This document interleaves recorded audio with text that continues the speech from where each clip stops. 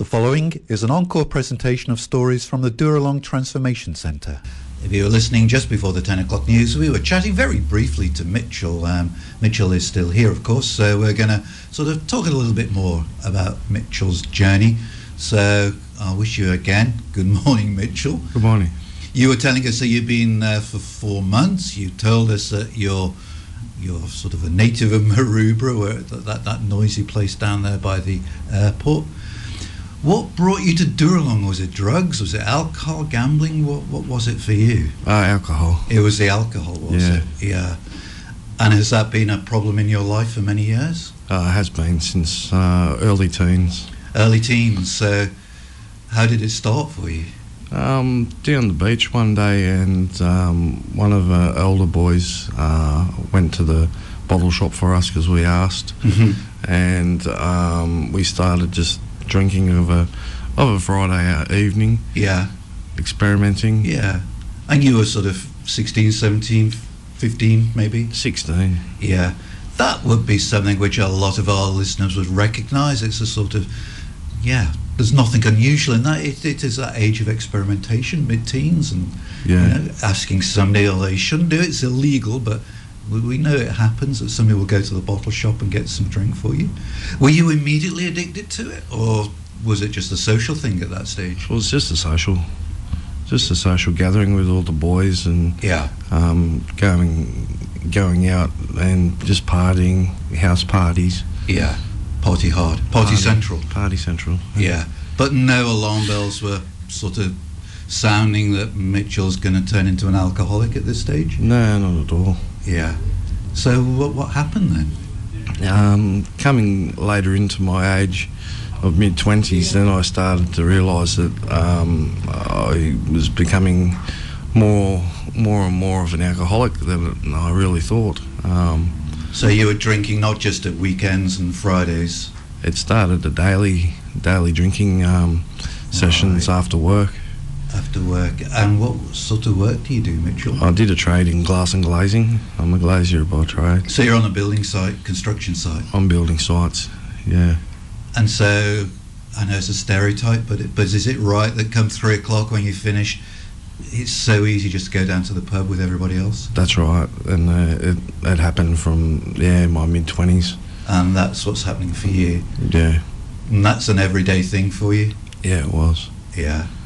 And what sort of effect did that have on you? A lot. Not knowing when to have enough is enough. On occasions not showing up to work, and then other occasions showing up to work late. So there were a few warning signs there. There were. That it was becoming a bit of an issue for you? Yeah. Did you think it was a problem for yourself at that stage? No, I still thought everything's okay as long as I get to work and make the money and pay my rent. Yeah, it was your choice. You could choose to drink. Do you, like a lot of people that we've spoken to, think that you could stop if you wanted to? Oh, look, it is possible. Yeah, and just knowing when your time is to stop. To stop is the most important thing. Yeah. So people have taken you aside, and as they said, Mitchel, do something. Many people, family and friends, people from work, my bosses, other co-workers. Yeah. What reaction, do you get angry when people say that, or do you just completely ignore them? How do you react to people taking you aside and saying, hey Mitchel, we think you've got a bit of an issue here, you probably need to sort of seek some help? I got frustrated. Yeah. And I just thought, that they're just out to talk about me, and they're just interfering with my life, and so you rejected it. I did. So life carried on pretty much as it had for previous years. Yeah, and it just escalated. So it didn't sort of plateau. It didn't stay at that level. It got worse for you. It did. Yeah. How worse did it get for you? I started to get in trouble with the law. I was done on drink driving charges, assaults, malicious damage. Yeah, drink driving you can understand. Assaults, you don't look like the type of person that's going to assault anybody, Mitchel. But the drink does that to you, does it? It sure did. The anger came out in me. Yeah. Especially if I was refused from a nightclub or a pub, I'd get really agitated and angry. And that's when they would call the police, and that's when that whole thing kicked off with the law. That's right. Yeah. Did you have to go to serve jail time or anything like that? Yes, I did. Yeah. Yeah. Again, that's alcohol related? It was alcohol related. Yes. Yeah. Was that a wake up call? Did you say to yourself? It was. Yeah. That you're going to have to do something. I needed to address it, and finally. Finally, yeah. Yeah. So we know that drugs are available in prisons, but alcohol's probably much more difficult to obtain in prison, is it? Yeah, there's no alcohol. There's no alcohol there. So you were forced to be clean, and in that clean state you thought, look, I don't want this for the rest of my life. Definitely not. Yeah, I had a wake-up call, and I was doing well. I was out of prison and doing real good, and didn't have a drink for another 3 months after my release. Oh, good. And then things started to go down again. Yeah. Suffering depression because of my mother was diagnosed with cancer. And I hit the bottle instead of being sober and responsible. I was drowning my sorrows. Yeah. So you were able to keep off the alcohol whilst life was on an even keel and everything was going fine, but when you had the bad news about your mum, and that's really traumatic for you, you just found an escape in the alcohol again. Yeah, that's right. So you drinking to excess again? Yeah. Yep. Yeah. I'm reluctant to ask this. What happened as far as your mum is concerned? I did a stupid thing on the 28th of December last year, getting behind the wheel again, and I was chased by the police. I didn't stop, highly intoxicated. Meanwhile, my mother was up at the hospital. I took her car to go to the hospital, but I didn't make it out of the local area. Ended up losing control of the vehicle, crashing. Yeah.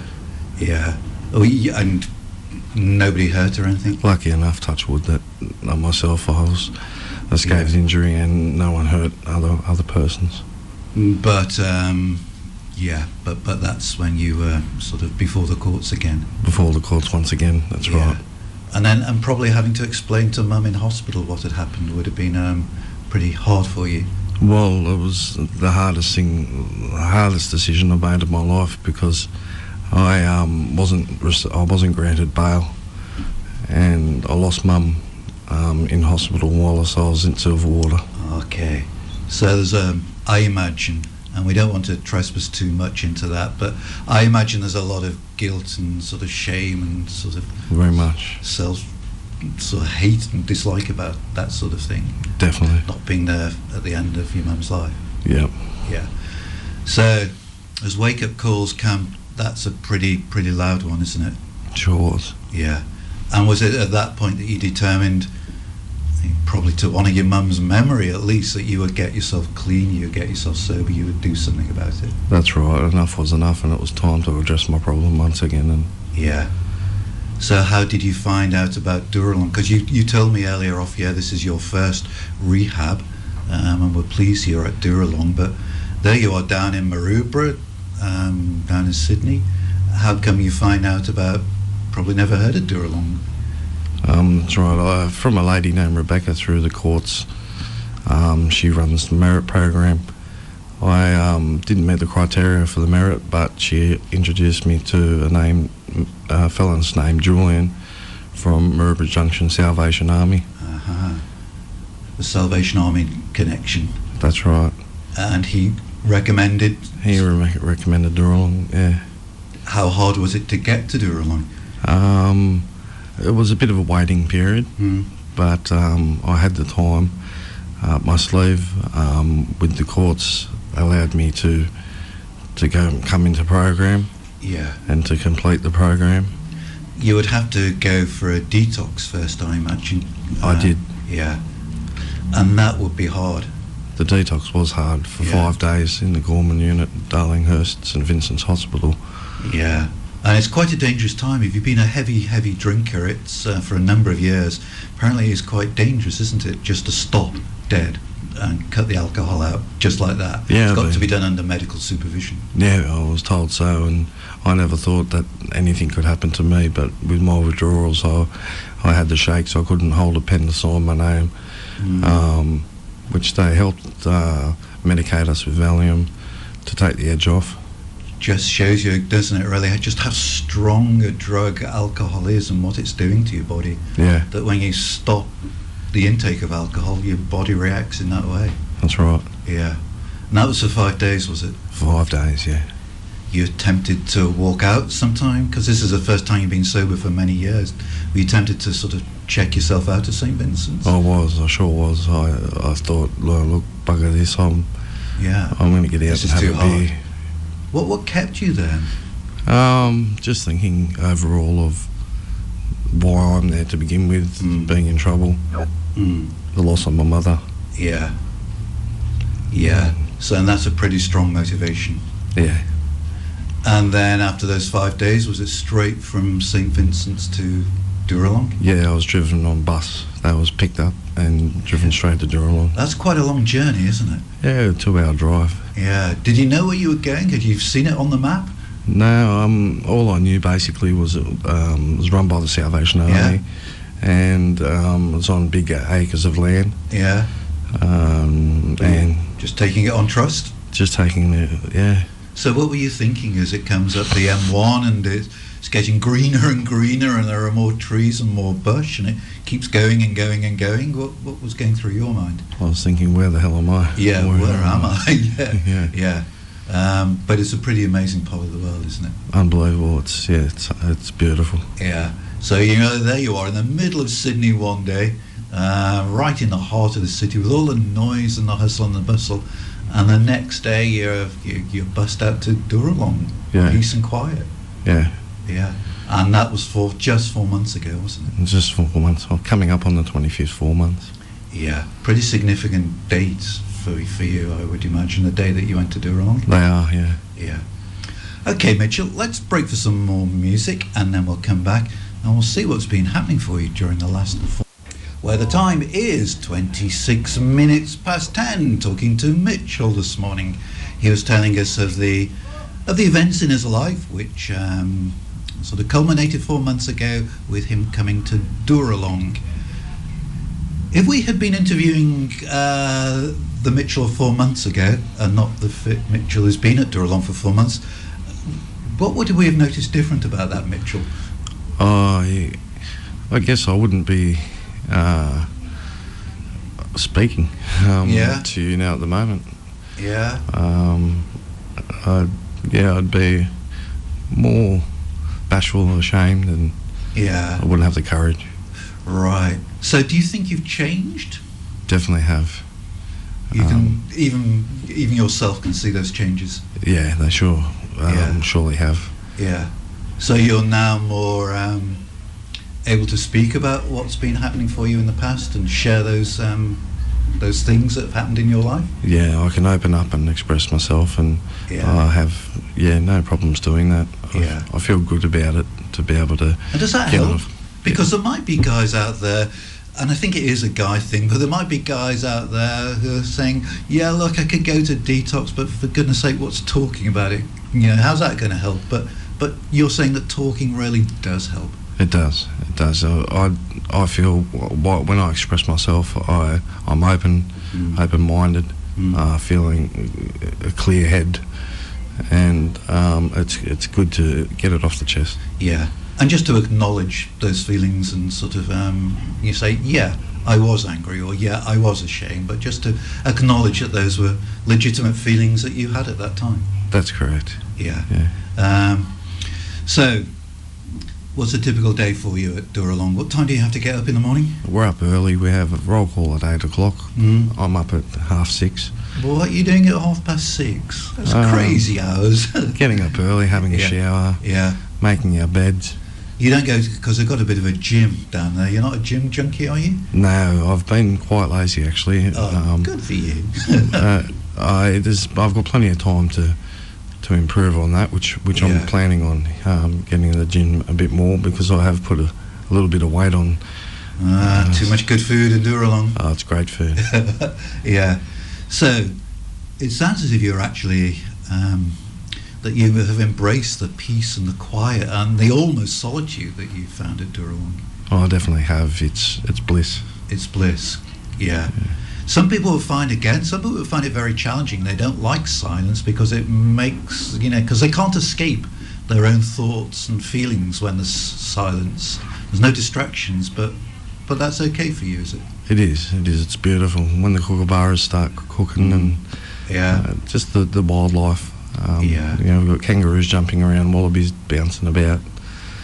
This is how life was meant to be. Yeah, life is good. God is good. Yeah. So that's sort of 6:30. You have that sort of time to commune with nature, and then you have breakfast at 8. Roll call at 8. I had breakfast in between 7:30 and 8. Yeah, and then what's the rest of the morning look like? I have group meeting, where it's a class of us boys, and we talk about different topics. Yeah. And somebody leads that. There'll be a counsellor there leading that, will there? It's a support worker. A support worker, yeah. Yeah. Yeah. Leading our groups. Yeah. And we talk. To begin of a Monday, we just talk on how the weekend's been. Get things off our chest. If you've been on weekend leave, how was it? What did you get up to? Yeah. And then from there, it's all the bookwork that we come across. Yeah. And if you wanted to speak to somebody one-on-one, there is somebody, you have a caseworker that you can sort of go and speak to in confidence. Got a caseworker there, and all the staff are always willing to listen to you speak, and they're really helping. And as well as that therapy, they also run sort of other life courses that we've heard about, some on relationships, one which perhaps goes back to something you were saying earlier. What on anger management? Is that something that you're considering doing? Yeah, definitely. I've had a resentment in the past of anger, which I need to address. Yeah. And now, being sober and clean for the 4 months, I'm more laid back, but still, it's always good to... Yeah, I think it's a good thing for anybody, because, I mean, whether you're an addict or whatever, everybody's going to get angry at some time, and it's just having some strategies so that the anger doesn't escalate to sort of an acceptable violence sort of thing, to know that there are strategies within an angry situation that can de-escalate it for you. Oh, yeah. Yeah, that would be really good. What about chapel night? Did that come as a surprise to you? That here they are, they're worshipping God in a very sort of powerful and energetic way. Was that a bit of a eye-opener for you? My first chapel evening was an eye-opener. I come from a Catholic background. I went to a Catholic college, and I didn't expect the first chapel night to what it was to be, but it was actually very good, and I enjoyed it. You enjoyed it? Yeah. Yeah. Because some guys we've spoken to very much on the back row and just sort of sussing it out, but you embraced it from the very beginning. Definitely. Yeah. How does that whole sort of idea of Christianity and the idea of a God, how does that sit with you? Look, it sits with me fine. You've got to have faith, and I do have faith and believe, and there is a higher power. Yes. And yes. Yeah, you've only got to, you were mentioning the wildlife earlier, you've only got to look at the diversity of the wildlife and a beautiful sunset or a beautiful sunrise, and there's no accident about it, is there? Not at all. Not at all. So you'll be going off to one of the local Salvos churches at the weekend. They have about 3 of the churches, all slightly different in style. Yeah. You go to which one? I go to Tuggerah Lakes. Yeah. Which I think, from what I've been told, is the more traditional type of service. It is, yes. Yeah, but that suits you. It's great. Very welcoming. Yeah. The people there are lovely. Yeah. And they look after us. They look after you. They do. Church families always look after each other. It's a hallmark of a good church family, isn't it? Yeah. there'll be baking cakes and biscuits and all sorts Oh, of it's things. beautiful. There's always a spread. Is this why you put so much weight on? I think so. It's not just at Dooralong, it's a church life as well. Yeah. Yeah. So you've been there 4 months. I don't know. That's from what I understand. That may not even be halfway through. But what I'm trying to say is you've still got a fair old few months at Dooralong. Yeah. I do. Yes, I'll be spending Christmas and New Year's there. Yeah. How do you approach Christmas and New Year? The idea of being at Dooralong. How does that?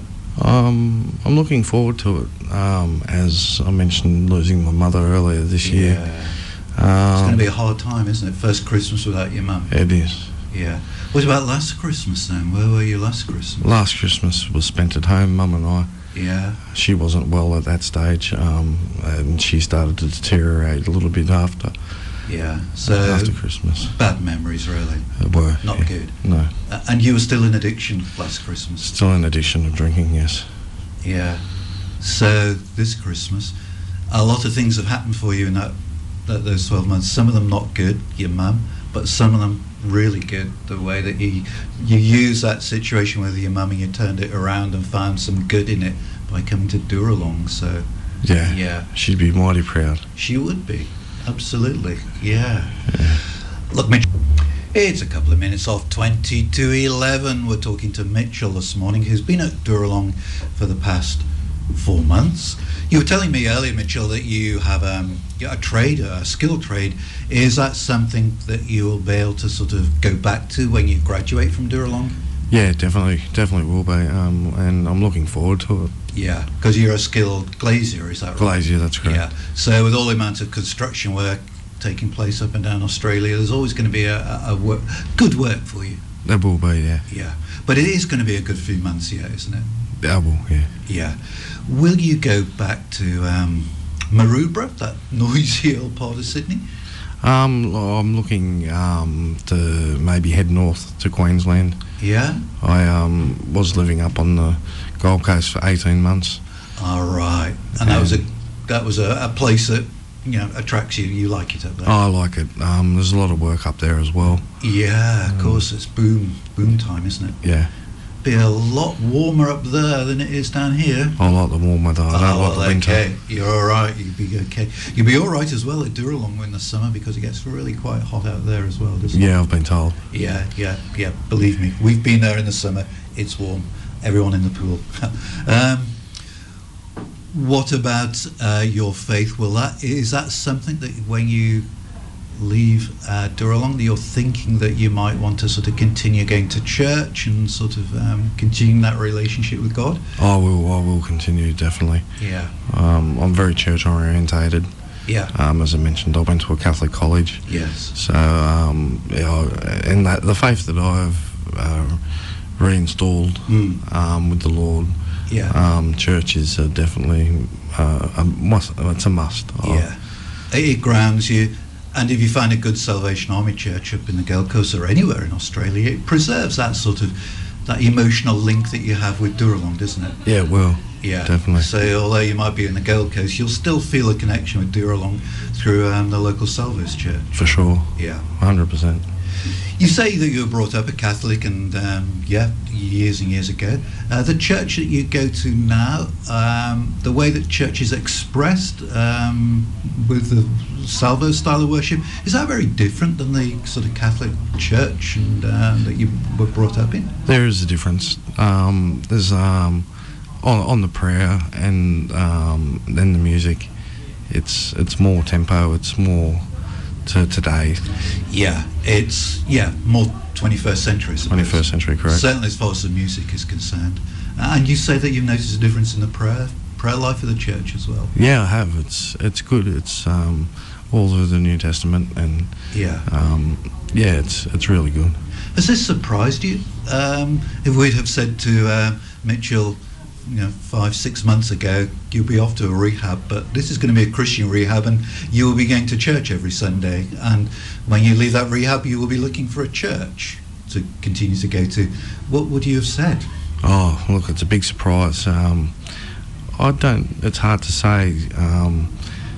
I probably would have just turned my head and said no. No. or laughed in our faith. Yeah. But you found comfort and purpose and meaning. That's right. I have. Yeah. And it's a cliche, I know, but God can bring good out of bad situations, and it was a bad situation, with your mum that you've explained to us. It was a bad situation that brought you to Dooralong, but He's brought good out of it. He sure has. And in a way which honours your mum's memory, and she would be proud of you. Yeah, definitely. Yeah. Well, we mustn't keep you too much longer because you've got work to do when you get back, haven't you? Yes, I do.